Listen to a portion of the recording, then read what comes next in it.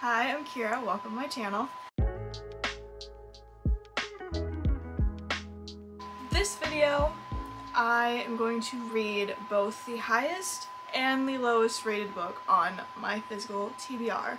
So what I've done is I've gone through my physical TBR, and on Goodreads I've marked each book as want to read, and we'll look at my want to read shelf and see what the lowest rated is and read that, and see what the highest rated is and read that. I am doing only my physical TBR and not including like Kindle Unlimited TBR because I want to get through my physical TBR first. That is my priority for this year. With that being said, I'm also only going to do standalones for this challenge, I guess, just because I don't really want to do a series for this. I'd rather have it, this is one book that I'm reading and it's not attached to anything. So I'm going to start my screen recording on my phone on Goodreads so you can see this at the same time as I'm doing it. I have looked at what the highest and lowest is, but that was a few months ago and I hadn't added every book on my physical TBR yet, so I just went through and did that before I started filming. So I have an idea of what could be at least the lowest, but yeah, we're gonna see together. Alright, I'm on my Goodreads page and we're gonna go to my want to read shelf. I'm not gonna look at it yet.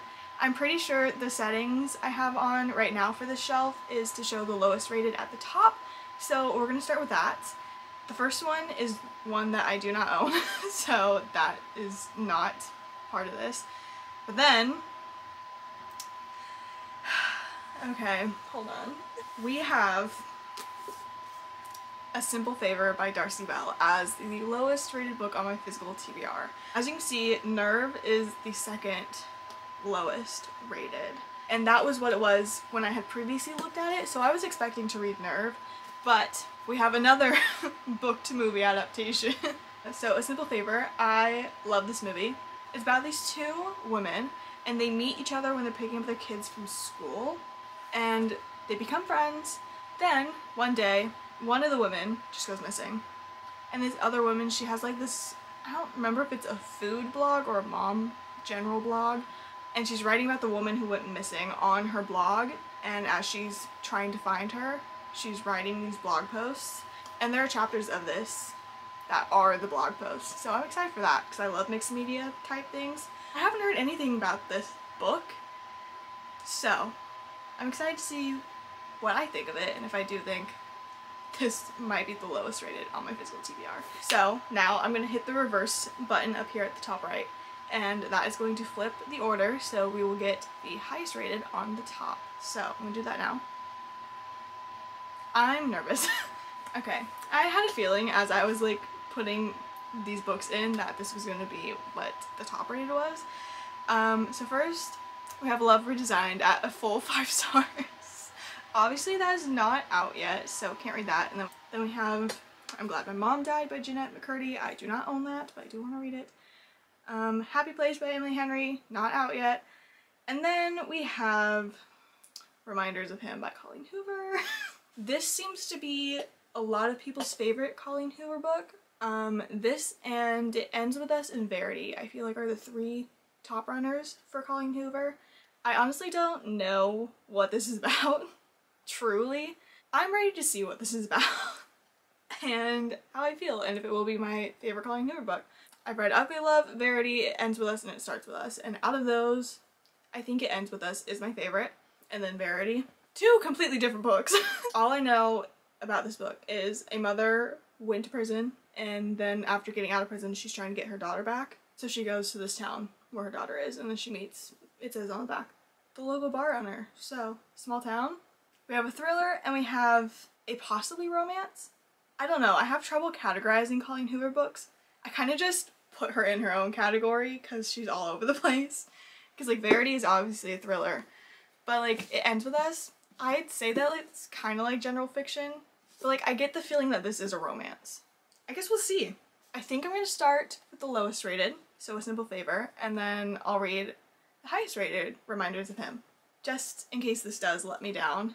And hopefully I will like this because I do have high hopes for this because I've heard such great things about this one. I will see you back here when I start reading A Simple Favor.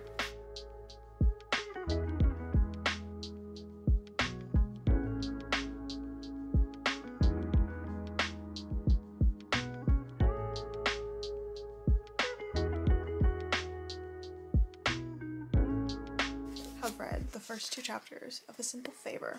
It looks like the first 30 pages, probably the first like 5-6 chapters, they're all Stephanie's blog posts. So it's all written like a blog.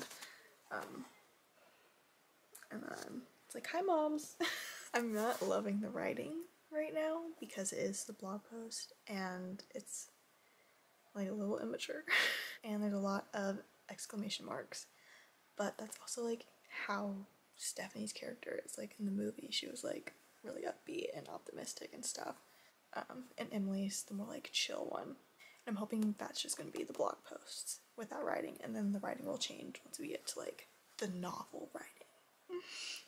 The half-brother thing is even weirder and more gross in the book than it was in the movie, and I don't want to read about it. I wish I could just go and take it right out of the book. Absolutely disgusting. That's where I'm at right now. I'm exactly 100 pages into the book, and it's a little weird. It's a lot weirder than the movie, let me tell you. I'm not enjoying it so far. We've gotten a lot about Stephanie's husband and brother's accident that they got into in the last 30-ish pages. That's all it's been about. And I don't really see where it's going, but I don't remember ever touching on the subject for maybe longer than a couple minutes about the car accident, or even about her husband and how he died. It did touch more on her and her half-brother in that situation that I'm not going to talk about because it's gross, but that's really it. And then we move on, and it's just focused on trying to find Emily and what happened to her. This, the first part, was about Emily and her going missing, and her and Sean working together to try and get her back and find her. And then the last 20 pages have just fully been about the car accident, basically. I seriously have no idea where that is going in this story and how it's going to relate to Emily. Because, like, if it's not in the movie, they must have cut it out for a reason. I think I will prefer the movie after this. So far, this is sitting at about a 2-star rating for me. Check in later.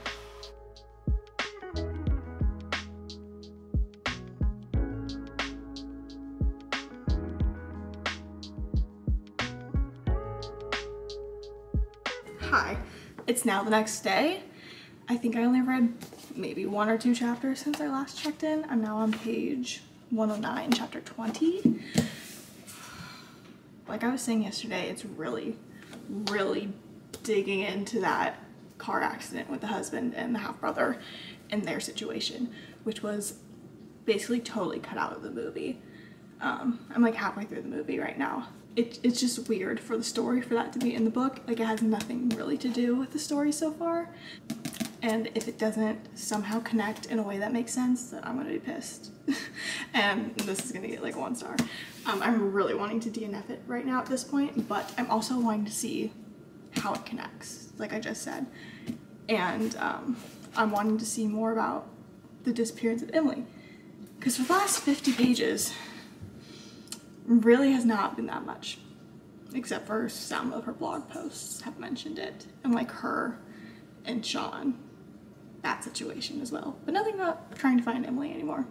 And I'm also wanting to see if more moments from the movie actually came from the book, or if they just, for the most part, scrapped the book storyline and made their own storyline for the movie and just put little bits of the book in it.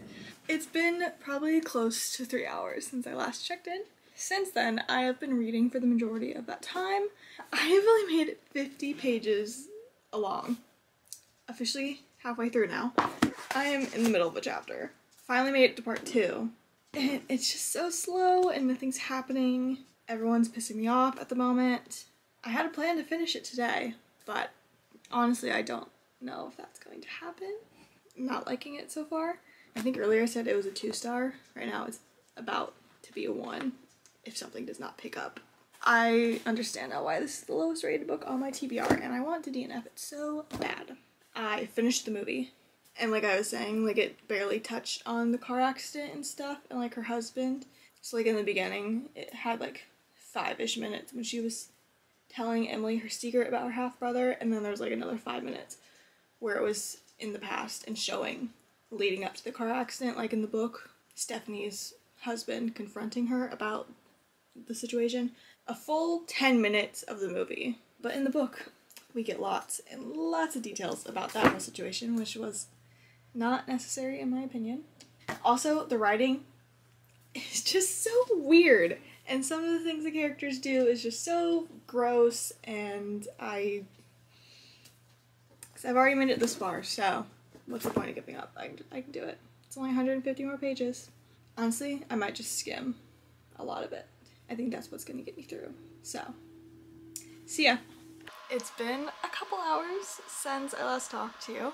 I haven't read any more of A Simple Favor, but I've been sitting with it and my thoughts and feelings on it.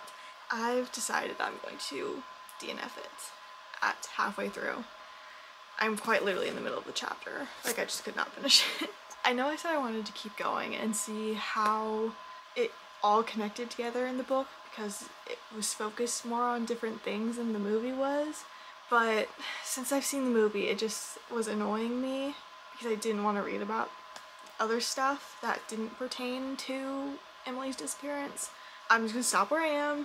I'll just stick with the movie for this one. Maybe if I had read the book before watching the movie, I'd feel differently, but also just the writing and things the characters did were so weird and I didn't like it. So I'm gonna put it down. I've been in like a weird slump and not wanting to read a lot the last week or so, and that's definitely not helping my case. So we're gonna move on. I'm not gonna start this tonight. I'm gonna wait to start tomorrow with a fresh brain. I have high hopes for this, like I've said before. I think this will bring me out of my slump more, so I'm hoping I'll get through this quick. It's a little over 300 pages, so hopefully I can get this done in a couple days, because I really need that right now. I will see you tomorrow when I start Reminders of Him.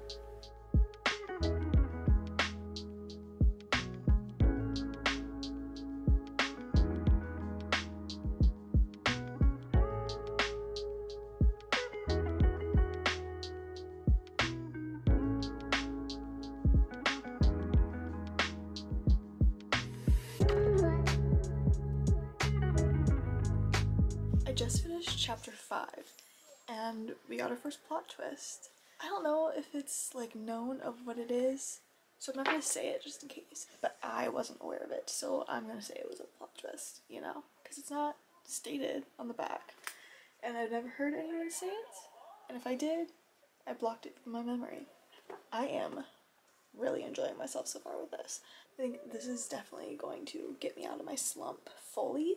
I am stopping for the night at chapter 16, a little over 100 pages in, and I read all of that in one sitting, and that is more than I've read in one sitting in a couple weeks. Honestly, the most I've read in a single day in the last couple weeks. So that is great for me, and I'm loving this so far. I'm really liking the storyline. I am very interested in seeing how Kenna is going to be able to see her daughter again.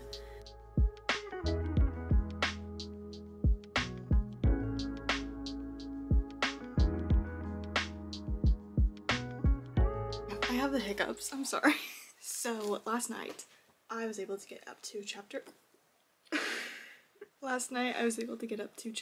33 of Reminders of Him, and I'm loving it so far. I'm really enjoying the story. It's similar to It Ends With Us in the way that It Ends With Us is mainly focused on Lily and her life and her situation and how she's figuring out what's happening with Ryle and stuff. And then there's little tidbits of romance with Atlas sprinkled in. It's kind of feeling like that way to me for this, where it's mainly focused on Kenna and her life and how she's trying to get her daughter back and how Ledger is helping her do so, even though it's bad for him helping her. And then there's also just little moments of romance sprinkled in between those two as well. Right now I think it is sitting at about 4.5 stars. I don't think it's gonna be a full 5 stars. I get frustrated at some of the decisions that these characters are making and the reasoning behind them. There was a chapter where I was tearing up. So definitely will finish this today. because I think I only have like 70-ish pages left. It's been a few hours and I finished Reminders of Him by Colleen Hoover. I am giving this book 4 stars. And let me tell you why. Like I said before, I love how it's focused mainly on Kenna and her trying to get her daughter back. I loved that storyline overall. I thought it was really good. I did like Kenna and Ledger, but it just felt like there were moments where it's really back and forth between them. Like they couldn't decide because them being together was hard on Ledger and his relationship with Kenna's daughter. And then the last 70-ish pages that I just read, I felt like there were moments that were not necessary for the plot of the story to further develop and could have done without it. And there was like a good, I think 50-ish pages maybe, where we didn't really see any more development with Kenna and her daughter, and it was just Kenna and Ledger, which, like I said, at that point I was like rooting for the Kenna and her daughter storyline more than the Kenna and Ledger storyline. And then I didn't love something that Ledger did near the end. There was like 30 pages left in the book and it was going to end one way. Then Ledger does something to make it end the other way. And what Ledger does is try to solve the conflict, and the conflict is like resolved within a chapter, and it's something that just probably in real life would not be resolved that quickly, and it would take more time for people to process what was happening. So I didn't love that, and I also didn't love the thing that he did. I think he should not have done that. I think there's probably a better way he could have gone about doing that. So I think it should just fully been going one way or the other and not try to psych the readers out thinking it's going to end one way and then it ends the other way. I think having it go fully either way, whether it was the happy ending or the sad ending, would have been more impactful than having both ideas. You know what I'm saying? I hope so. Whatever. Anyways, 4 stars. I did still really like it, and I really liked the whole first 200 pages. So, 4 stars. And that brings me to the end of this video. I read both my highest rated and my lowest rated book on my physical TBR according to Goodreads, and it did add up as I DNF'd this, which would be the lowest I could do, and this was 4 stars, which is not the highest I could have given it, but still pretty up there in my opinion. Let me know in the comments if you've read either of these, and let me know your thoughts on them, and if you agree with me on my thoughts. That is it for this video, and hopefully I'll see you in the next one.